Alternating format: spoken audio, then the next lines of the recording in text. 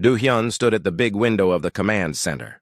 His blue hands pressed against the cold metal as he looked out into space. The stars looked different now. They were blocked by the dark shapes of enemy ships. 12 big warships floated around Kepler Station like hungry wolves around a campfire. The Vorthan ships were ugly things. They had sharp edges and long spikes sticking out from their sides. Green lights blinked along their hulls like angry eyes. Each ship was 3 times bigger than the mining station. Their weapons pointed at Do-hyun and everyone he was trying to protect. "Sir, the shields are getting weaker," said Yunbi from her station. Her long, thin fingers moved quickly over the control buttons. The young woman had 2 small horns on her head that showed she was from the Zenthari people.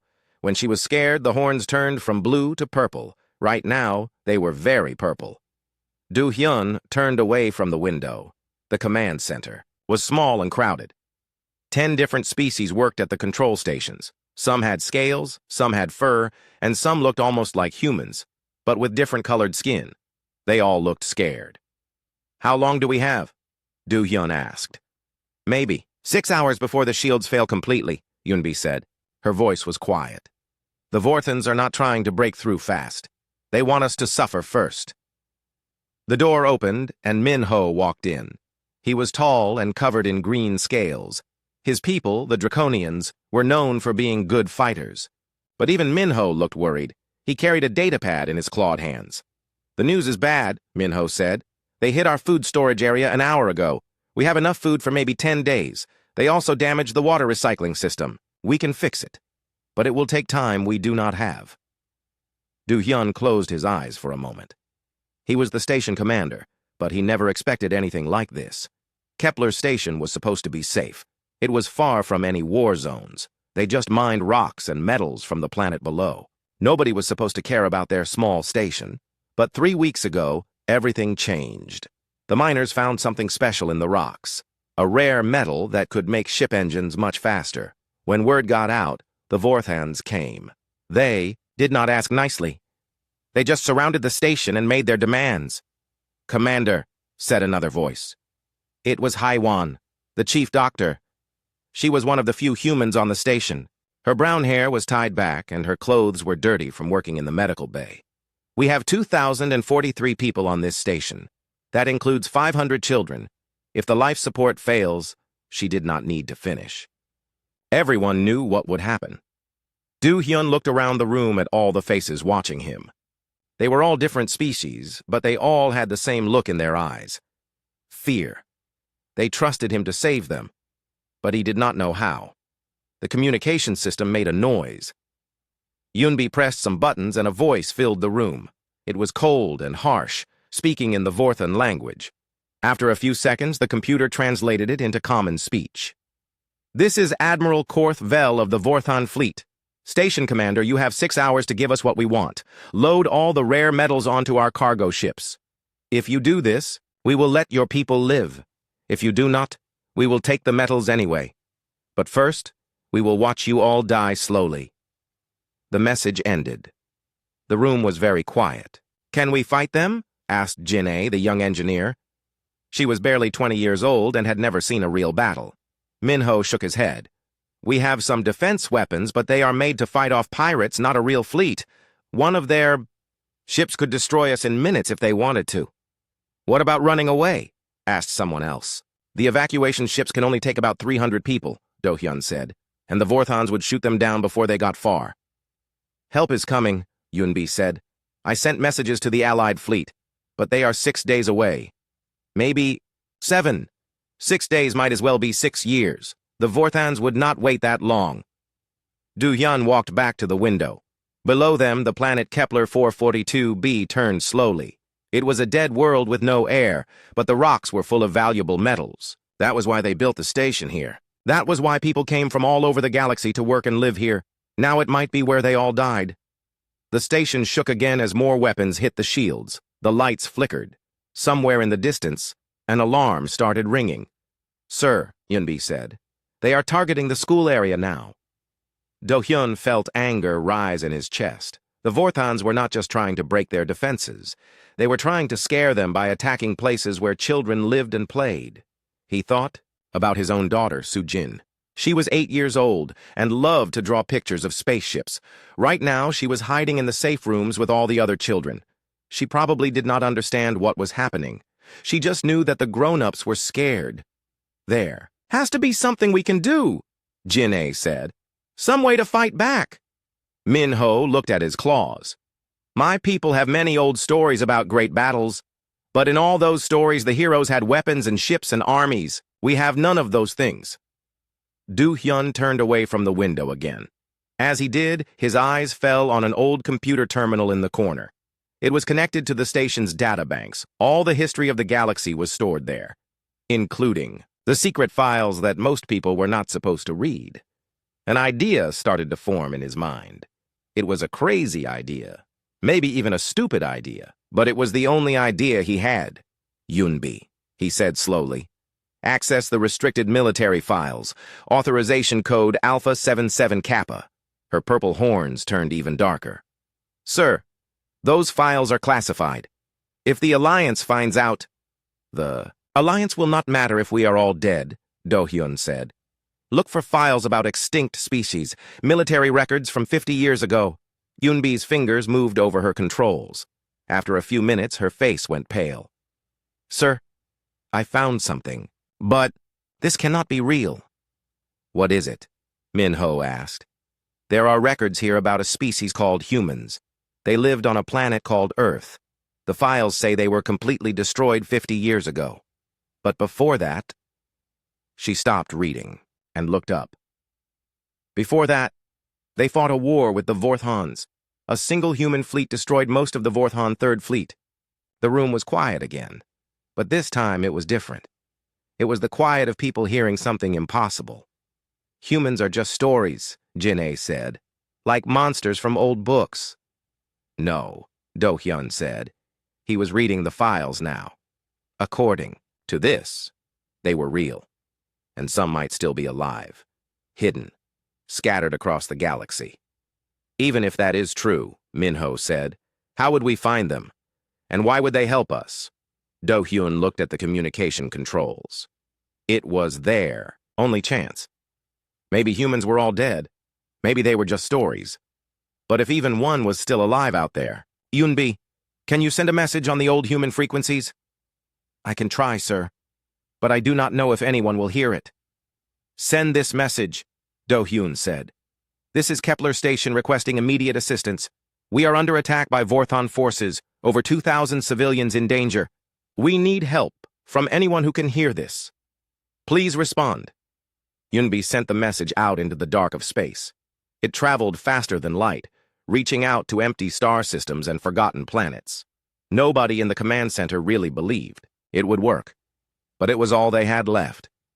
Outside the window, the Vorthon ships waited like patient predators, and somewhere in the galaxy, an old signal traveled through the void, looking for ghosts that might still be alive. Ji-woo was drinking her morning coffee when the message came. She sat in the pilot's chair of her ship, the Iron Phoenix, watching the stars move slowly past the windows. The coffee was not real coffee. Real coffee came from Earth, and Earth was gone. This was just brown liquid that tasted almost right. Her ship was not very big. It was a cargo freighter, built to carry things from one planet to another. The walls were painted gray and there were patches where she had fixed holes from meteor strikes. It was not pretty, but it was home. Captain, said a voice from the computer. It sounded like an old woman, warm and kind. This was the voice of Ji-woo's grandmother, recorded before she died. Ji-woo had put her grandmother's personality into the ship's computer so she would never be alone. We are getting a strange message. What kind of strange? Ji-woo asked. She was 32 years old, with black hair that she kept short and practical. Her clothes were the simple jumpsuit that all space workers wore, but on her arm was a tattoo of Earth, a blue and green planet that no longer existed. It is on the old human emergency frequency, the computer said. Nobody has used that frequency for many years. Ji-woo almost dropped her coffee. She sat up, straight in her chair. Play it. The message filled the small bridge, a voice speaking in common galactic language, but with an accent she did not recognize. This is Kepler Station requesting immediate assistance. We are under attack by Vorthon forces. Over 2,000 civilians in danger. We need help from anyone who can hear this. Please respond. When the message ended, Jiwoo sat very still. Around her, the ship hummed quietly as it moved through space. She looked at her hands. They were shaking. "Captain," the computer asked, "should I respond?" Before Jiwoo could answer, heavy footsteps came from the back of the ship. Taemin walked onto the bridge. He was 54 years old, with gray hair and hands that were always dirty from fixing things. He had been working on the engine when the message came, but he heard it too. "Did they just say Vorthons?" he asked. "Yes," Jiwoo said quietly. Taemin sat down in the other chair. His face was hard, like stone. "How many ships?" They did not say. "But if they are asking for help on the human frequency?" Jiwoo did not finish the sentence. They both knew what it meant. The situation was very bad. Jiwoo called up the star charts on her screen. Kepler's station was 2 days away if they pushed. The engine's hard. She looked at the data about the system. It was a mining station. Not military, not important to any government. Just regular people trying to make a living. "We should keep going," Taemin said, but his voice did not sound like he believed it. "This is not our fight.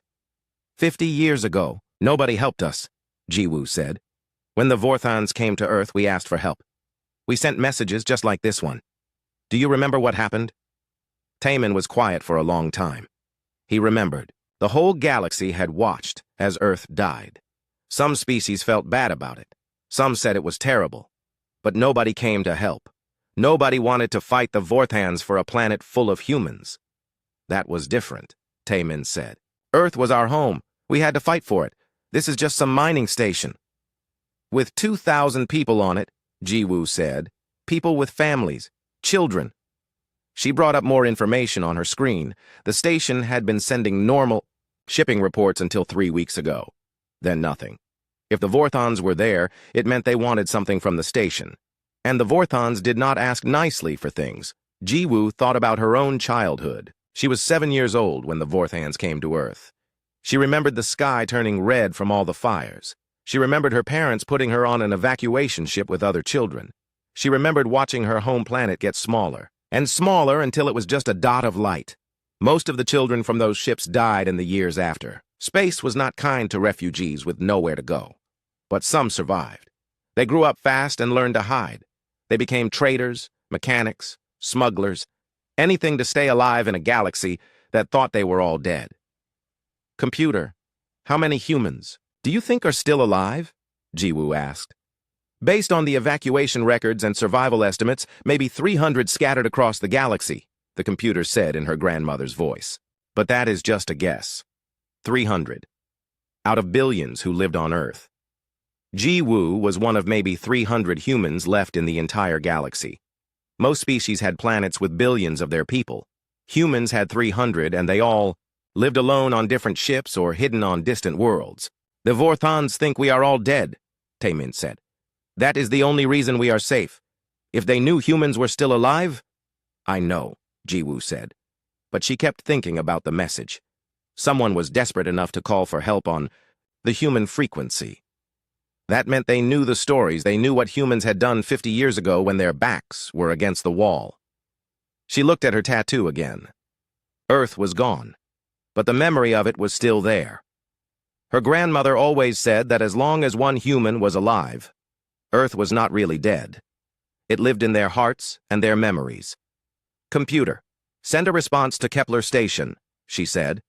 "Jiwoo, no," Taemin said. "If we respond, they will know we are human. If other people hear that message—" "Send this," Jiwoo said, ignoring him. "Kepler Station, this is the cargo ship Iron Phoenix. We received your message. We are coming. Hold on." The message went out into space, traveling at light speed toward the distant station. There was no taking it back now. Taemin put his head in his hands. "You just signed our death warrant." "Maybe," Jiwoo said. "Or maybe we just gave 2,000 people a chance to live." She started changing their course toward Kepler Station. The ship's engines hummed louder as they accelerated. Jiwoo had been running cargo between the outer colonies for 5 years. It was safe work that kept her far from any place where someone might ask questions about her species. But now she was flying toward the most dangerous thing she could imagine. Vorthan warships. The same kind of ships that had killed her world. What is the plan? Taemin asked. Our ship has some weapons, but nothing that can fight real warships. I do not know yet, Jiwoo said. But I remember something my father told me before the evacuation ships left Earth. He said that humans do not win fights by being stronger. We win by being too crazy for the enemy to predict. Your father was a smart man, the computer said. He would be proud of you. Jiwoo smiled a little. Her grandmother's voice always made her feel better, even when she was scared. And she was scared. She was flying a cargo ship toward a battle she could not win. But she was still flying toward it.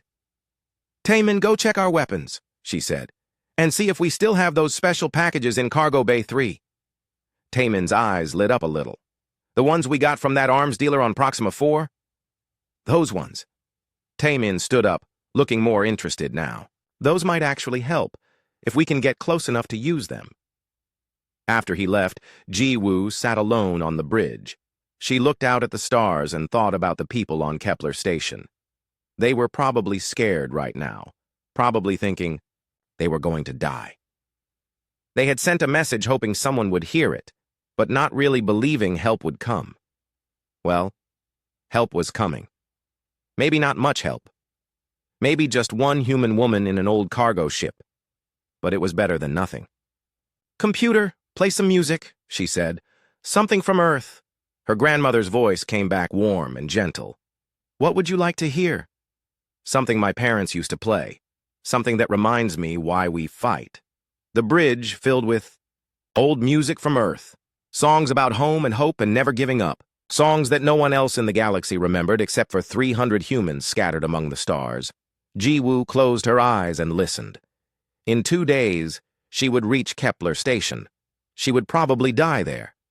But at least she would die. Doing something her parents would be proud of. She would die being human. Admiral Korth Vel stood on the bridge of his flagship, watching the mining station through the main screen. The space station looked like a small metal bug floating in the darkness.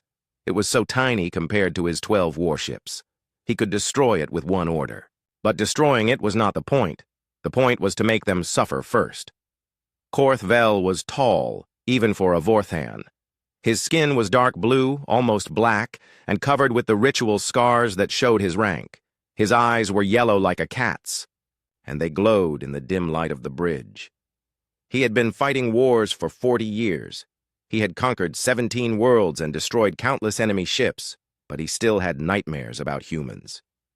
Admiral, said his communications officer, Zethmore. The mining station sent another message. They are still asking for help.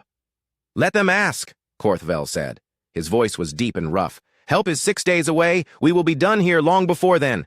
Should we attack their life support systems again? Not yet. Let them think about what is coming. Fear makes people do stupid things. Stupid things make them easier to defeat. Korth Vel walked to the front of the bridge. Through the big windows, he could see his other ships. They were arranged in a perfect circle around the station, like fingers around a throat. Each ship had enough weapons to level a city. Together, they could crack a moon in half. The Admiral was proud of his fleet. These were good ships with good crews. They had fought in many battles and never lost. The crews respected him because he won wars. The enemy feared him because he was smart and careful and never took unnecessary risks. But sometimes, late at night when he was alone in his quarters, Korth Vel remembered the Battle of Sol. He remembered the day his people learned that some prey was too dangerous to hunt. Sir, said his tactical officer, Vex Ral, long-range sensors are picking up a ship heading this way. Small freighter. It will arrive in about 2 days. Identification? Unknown. The signal is weak, but it looks like a standard cargo ship. Korth Vel nodded. Probably traders trying to reach the station. When they get close, destroy them. We cannot have witnesses. Yes, Admiral. Korth Vel went back to his command chair. It was made from the metal of his first conquered world, and it reminded him of all his victories. Today would be another victory, an easy one. The mining station had no real weapons and no way to escape. By tomorrow, all the rare metals would be loaded onto Vorthan ships. But as he sat there, something bothered him. A small feeling, like an itch he could not scratch. The human frequency. Why had the station sent a message on the human frequency? Humans were extinct. Everyone knew that. 50 years ago, the Vorthon Third Fleet had gone to claim the Sol system. Earth was full of valuable resources, and the humans were primitive compared to most galactic species. It should have been simple. It was not simple. Korth Vel had been a young officer then, serving on the cruiser Death's Edge. He remembered arriving at Earth to find a species that should have surrendered immediately. Instead, they fought. And they fought in ways that made no sense.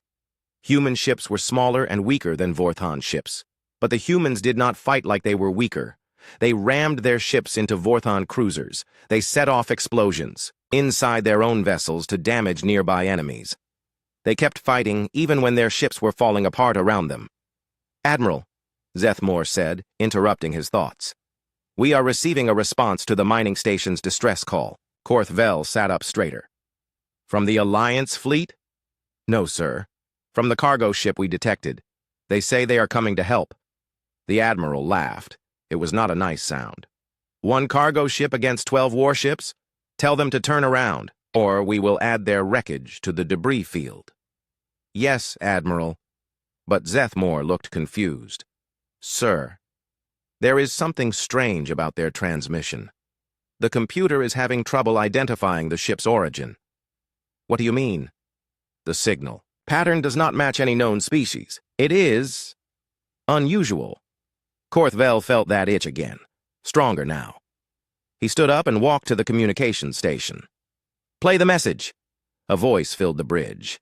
It spoke in common galactic language, but there was something different about it, something that made Korth Vel's blood run cold. "Kepler Station, this is the cargo ship Iron Phoenix. We received your message. We are coming. Hold on." The message ended. The bridge was very quiet. "Play it again," Korth Vel said. They played it 3 more times. Each time, Korth Vel felt more sure of what he was hearing. He had heard that accent before. 50 years ago, in the screaming chaos of the Battle of Sol. "All ships," he said into his command microphone. His voice was steady, but inside he was starting to panic. "Full defensive positions. Maximum shields. All weapons ready." "Admiral?" Vexrau looked confused. "It is just one cargo ship." "No," Korth Vel said. "It is not." He called up the old files on his personal computer. Battle reports from the Sol campaign, audio recordings from destroyed ships, video footage that still gave him nightmares. He found what he was looking for and played it for his bridge crew. It was a recording from the Vorthon ship Bone Crusher, made 50 years ago. The ship was dying, its hull cracked open by a human kamikaze attack. Through the static and alarms, a human voice could be heard on the communications channel. "This is Captain Sarah Chen of the Earth Defense Force. You came to our home. You threatened our families. Now you learn why that was a mistake." The recording ended with the sound of explosions as the Bone Crusher broke apart. Korth Vel looked at his crew. They were all staring at him with wide eyes. Some of them had never heard human voices before, but they could hear the similarity. "Sir," Zethmore said quietly, "humans are extinct. The Third Fleet confirmed it. They destroyed Earth completely." "The Third Fleet destroyed Earth," Korth Vel said, "but only 12 ships came back out of 300, and those 12 ships reported that some human vessels escaped before the planet died." "That was 50 years ago," Vexrau said.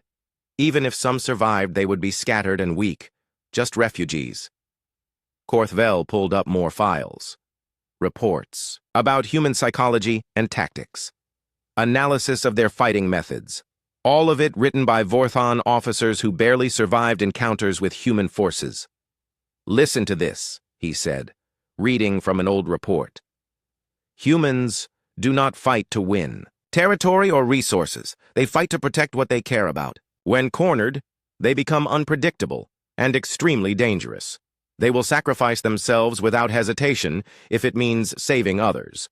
Recommendation: avoid conflict with human forces whenever possible."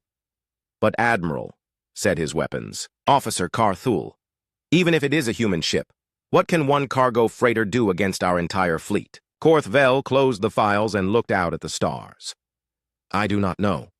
and that is what scares me. He thought about the Battle of Sol again.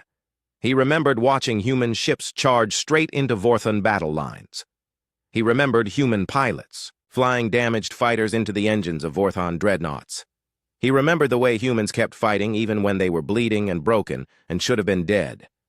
Most species fought to win.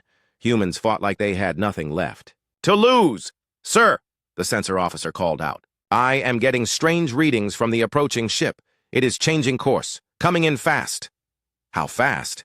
"Much faster than any cargo ship should be able to go. They have modified their engines." Of course they had. Humans always modified everything.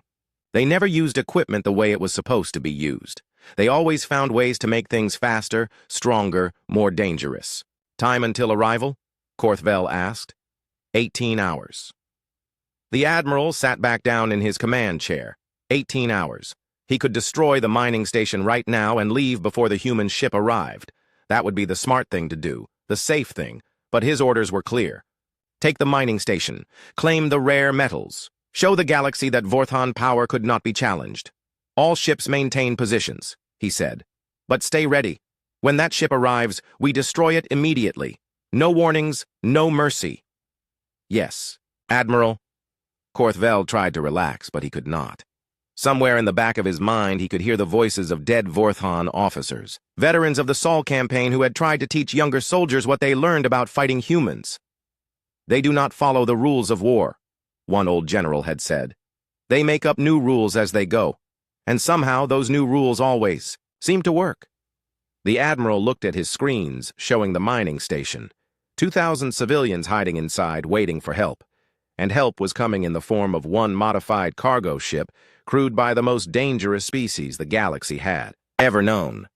Korthvel reached for his personal communicator. Maybe it was time to call for reinforcements, just to be safe. But what would he tell them? That he was afraid of one cargo ship? That 12 Vorthon warships needed help dealing with a human freighter? He put the communicator away. He would handle this himself. He was Admiral Korthvel. He had conquered worlds. He would not be frightened by ghost stories and old battles. But deep down, in the part of his mind that remembered the screams from Sul, he knew the truth. The humans were coming. And humans never came alone. The Iron Phoenix dropped out of hyperspace like a stone falling into dark water. One moment, the space around Kepler Station was empty, except for the Vorthon warships. The next moment, a black cargo freighter appeared right in the middle of the enemy formation. On the bridge of the Iron Phoenix, alarms were screaming. The ship shook as it tried to slow down from the emergency jump. Jiwoo fought with the controls, sweat dripping from her face as she worked to keep the ship from tearing itself apart. "That was the stupidest thing I have ever seen anyone do," Taemin said from his engineering station. His hands moved quickly over the controls, trying to keep the engines from exploding. "Dropping out of hyperspace inside an enemy fleet. We should be dead." "But we are not dead," Jiwoo said. She looked at the tactical display. 12 Vorthon ships surrounded them, all pointing their weapons at the Iron Phoenix. "And now they know we are here." "Jiwoo," the computer said in her grandmother's voice. "I am detecting massive weapons signatures. They are preparing to fire." Through the main window, Jiwoo could see the closest Vorthon ship. It was huge, at least 10 times bigger than her freighter. Green lights ran along, its hull like veins, and she could see the weapon ports opening like hungry mouths. "All Vorthon ships," she said into the communication system. "This is Captain Jiwoo of the human vessel Iron Phoenix.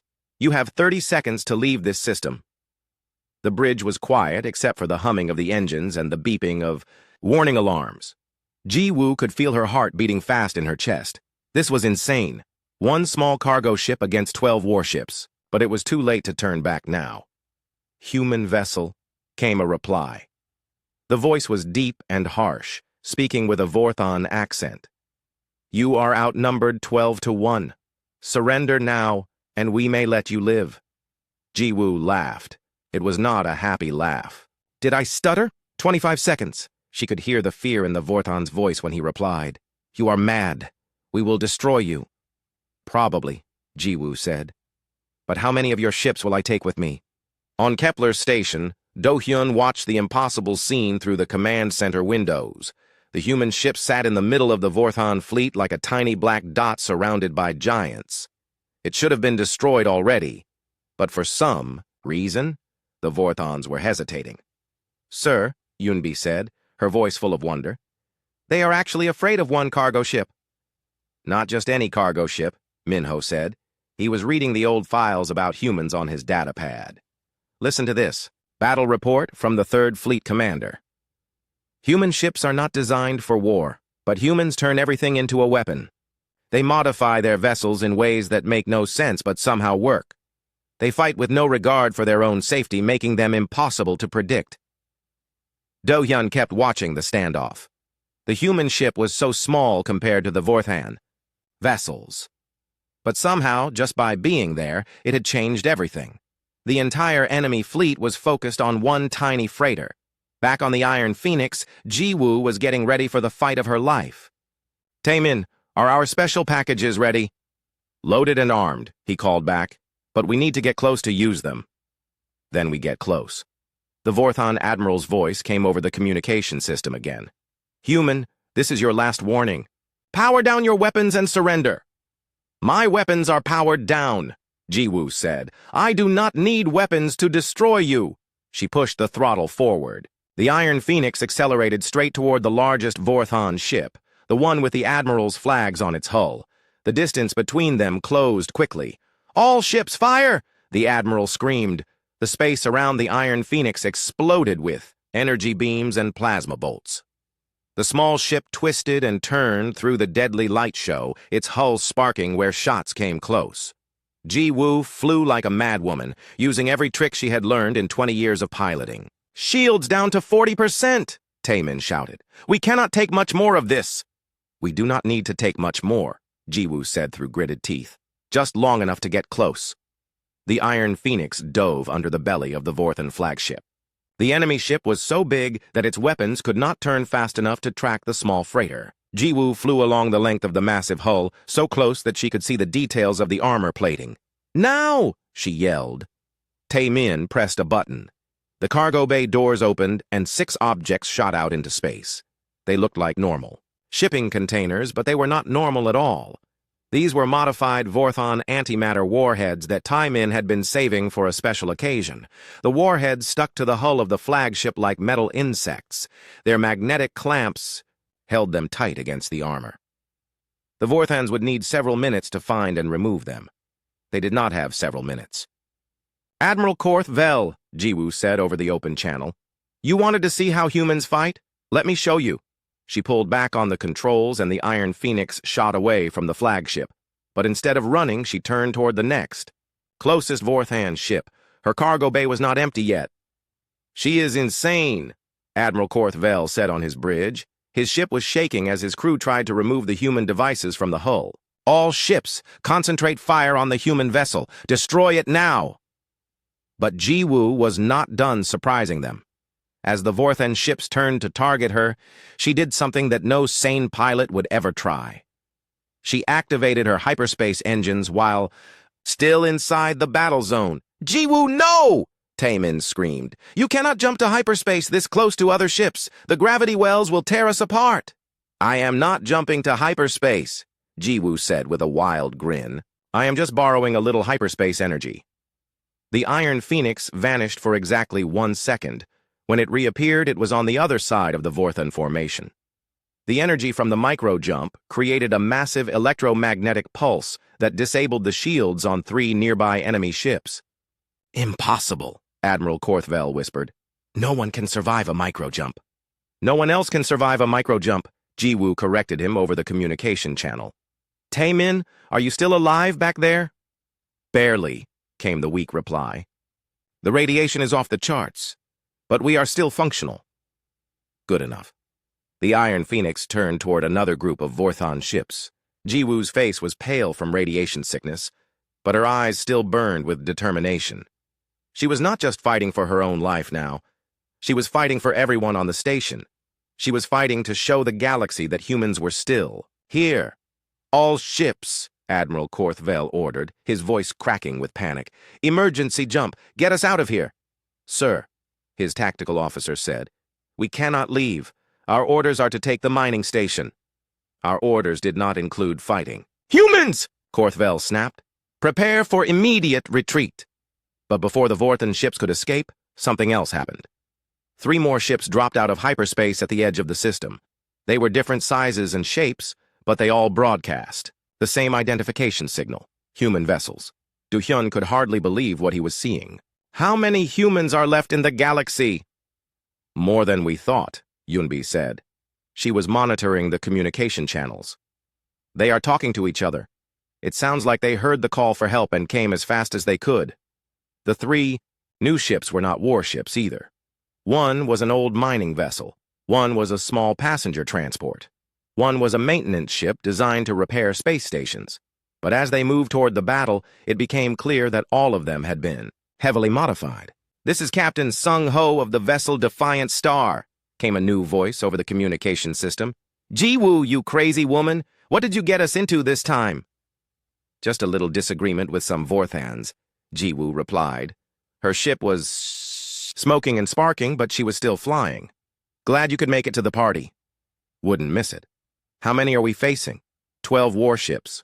"Well, 11 now." As she spoke, the antimatter charges on the Vorthan flagship exploded. The massive ship broke in half, its hull splitting open like a cracked egg. Atmosphere and debris poured out into space as the 2 pieces slowly drifted apart. Admiral Korthvel's escape pod shot out of the wreckage just before his flagship died.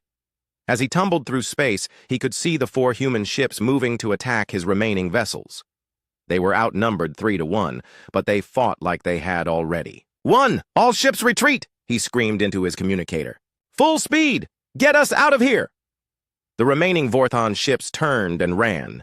Their engines blazed as they accelerated away from the system as fast as they could go. Behind them, the 4 human vessels did not pursue.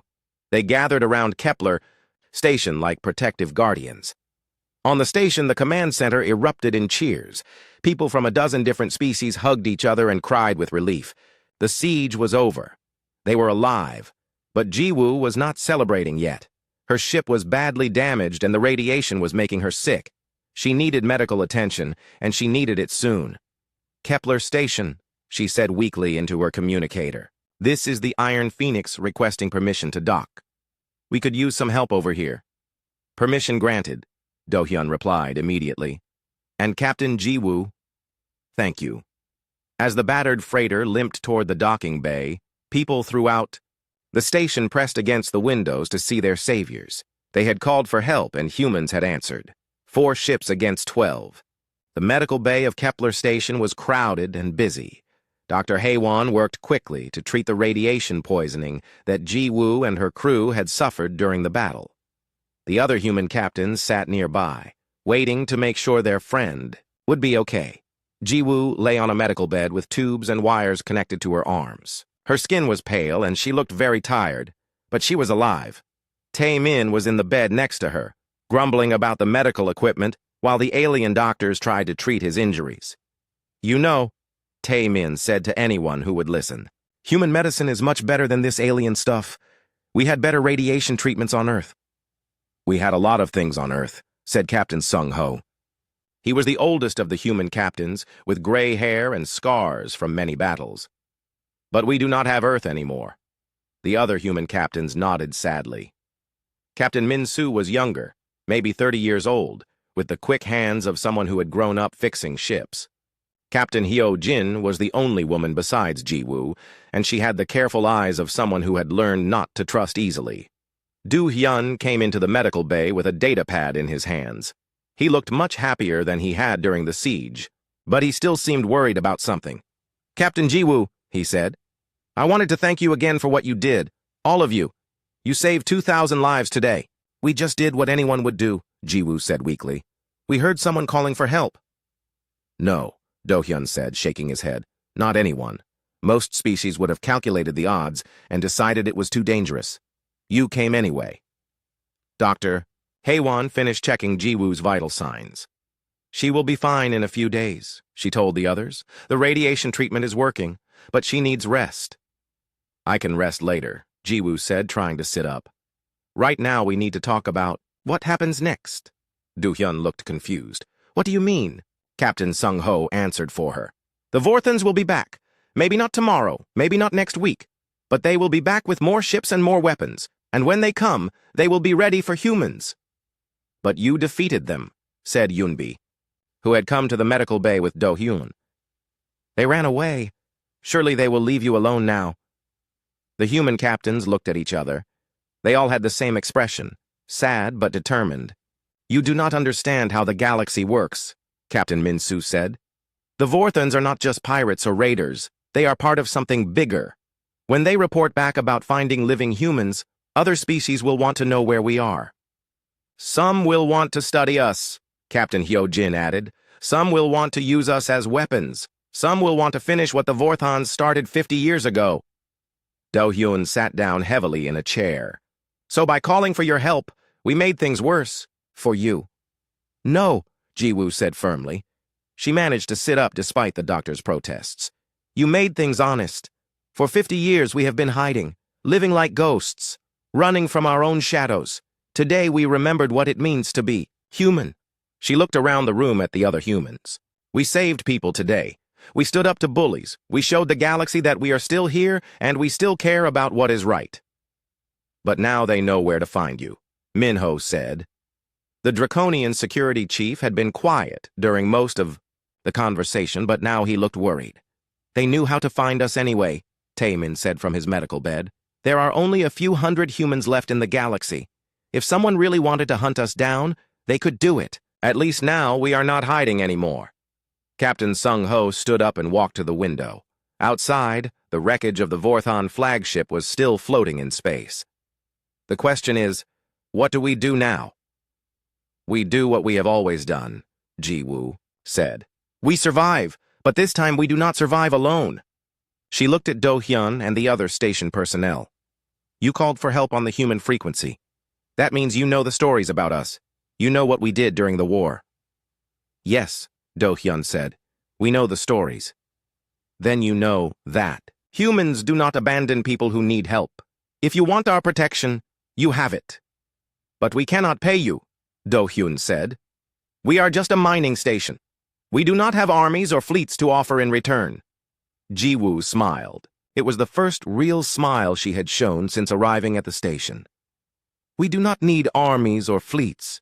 We need something much more valuable. What? We need a reason to stop running. The room was quiet as everyone thought about her words. For 50 years, the surviving humans had been scattered across the galaxy. They lived alone, worked alone, died alone. They had survived, but they had not really lived. There are 300 humans left, Captain Hyo-jin said slowly. Maybe fewer. We are spread out across 1,000 star systems. Most of us do not even know where the others are. But now we have a way to contact each other, Captain Min-soo said. Today proved that. When Ji-woo sent out her call, we all heard it. We all came. We could do more than just respond to emergencies, Taemin said. He was starting to sound excited despite his injuries. We could coordinate, work together, actually help people instead of just hiding. Dr. Hae-won looked confused. But there are so few of you. What can 300 people do against entire fleets and governments? More than you might think, Ji-woo said. Humans are good at 3 things. We are good at solving problems that seem impossible. We are good at fighting when we have to. And we are very good at inspiring other people to be better than they thought they could be. She pointed out the window at the debris from the battle. 12 Vorthon warships ran away from 4 cargo ships today. Not because we were stronger, not because we had better weapons. They ran because they were afraid of what we might do next. Fear is a powerful weapon, Captain Sung-ho said. But it only works if people believe in it. Today, we reminded the galaxy why they should be afraid of humans. But more importantly, we reminded ourselves why we should be proud to be human. Do-hyun was quiet for a long time. When he finally spoke, his voice was thoughtful. What are you proposing? An alliance, Ji-woo said. Not a government or an empire, just an agreement. You have mining stations, trade routes, communication networks. We have ships, skills, and the kind of reputation that makes pirates think twice before attacking you. We help each other, Captain Min-Su added. You provide us with bases and supplies. We provide you with protection and technical expertise. And most importantly, Captain Hyojin said, we give each other a reason to hope. The galaxy is a dark place full of people who only care about themselves. Maybe it is time to light a few candles. Yunbi's horns had turned from purple back to their normal blue color. You are talking about changing how things work across multiple star systems. The major governments will not like that. The major governments did not help us today, Minho pointed out. They watched the Vorthons attack this station and did nothing. Why should we care what they like? Because they have big fleets and powerful weapons, Do-hyun said. But he did not sound like he was arguing against the idea. He sounded like he was thinking through the problems. So did the Vorthans, Ji-woo said. But when the time came to fight, they ran away. Big fleets and powerful weapons do not matter if the people using them do not have the will to fight. And we do have the will to fight? We are humans, Taemin said simply. Fighting is what we do when everything else fails. Dr. Haewon checked her medical instruments again. Your radiation levels are dropping faster than I expected. Human biology is remarkable.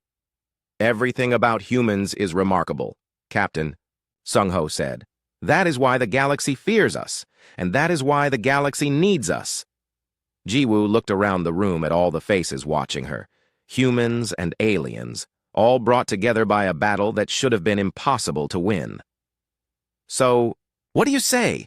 Do we try to build something better than what we have now? Do-hyun thought about his daughter, Soo-jin, and all the other children on the station. He thought about the fear in their eyes during the siege and the joy when the humans arrived. He thought about the stories he could tell them about the day. Brave people from across the galaxy stood up to bullies together. Yes, he said, let us try. Over the next few hours, people throughout Kepler Station heard the news. The humans were not leaving. They were staying to help protect the station and everyone on it. More importantly, they were sending messages to other humans scattered across the galaxy. The age of hiding was over. The age of hope had begun. And somewhere in the depths of space, on ships and stations and distant colonies, humans heard the call and began to gather. They came not as conquerors or warriors, but as protectors and friends. They came because that is what humans do. They answered when someone called for help.